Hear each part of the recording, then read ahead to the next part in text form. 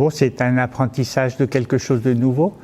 Beaucoup de choses que je connaissais déjà, mais c'est différent de voir les choses ou les circonstances, les événements d'une manière extérieure, et là de me trouver mêlé à toutes les questions internationales.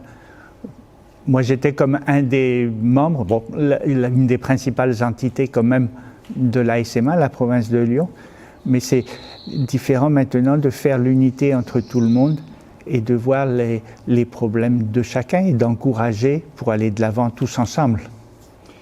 Pour moi, c'est l'Assemblée générale la plus fraternelle qu'on ait vécue, et d'un climat très fraternel, très international, et comme l'impression qu'on est vraiment à une étape, à un temps de changement.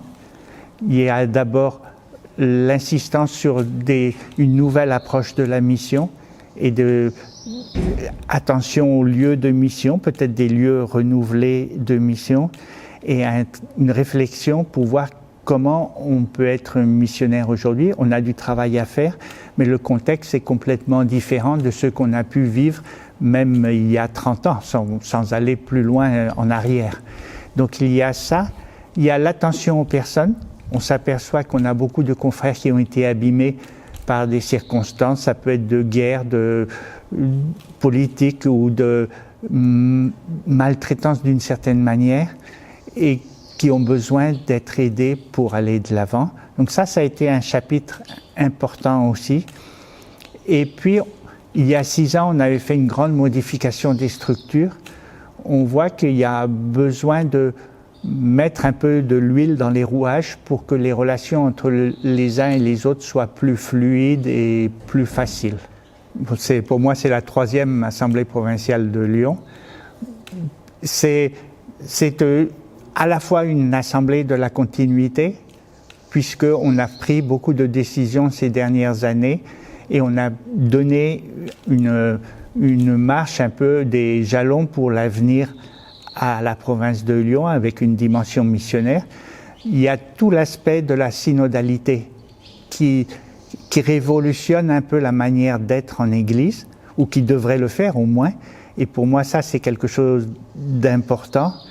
Et ensuite, l'intégration, maintenant pratiquement tous les confrères qui sont à des postes de commandement ou presque sont étrangers à la France, leur intégration pour qu'ils puissent faire ce travail, et puis l'harmonie entre tous. Il y a aussi un autre grand défi, c'est celui de la formation des séminaristes.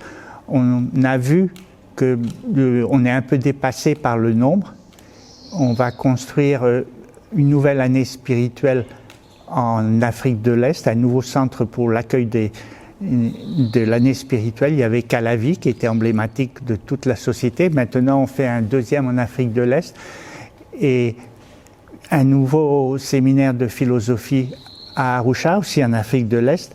Et le problème des séminaristes en théologie va encore se poser dans quelques années. Il y a, jusqu'à présent, la plupart des vocations venaient d'Afrique de l'Ouest. Et maintenant, depuis quelques années, les pays d'Afrique de l'Est commencent à utiliser le quota de 5 par pays qu'on a dans la société, ce qui fait qu'on va avoir un assez grand nombre, ou un nombre en augmentation dans les années qui viennent. Et ça, c'est un grand défi à la fois de formation et financier.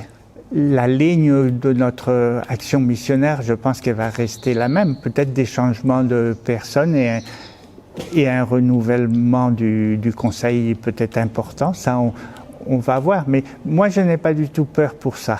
Et je n'ai pas peur pour ça parce qu'il y a suffisamment de confrères qui sont intégrés en France depuis quelques années et qui sont prêts à assumer la direction de la province. Le thème de départ de notre Assemblée générale, c'était mis à part pour l'évangélisation en Afrique, avec l'Afrique et à partir de l'Afrique.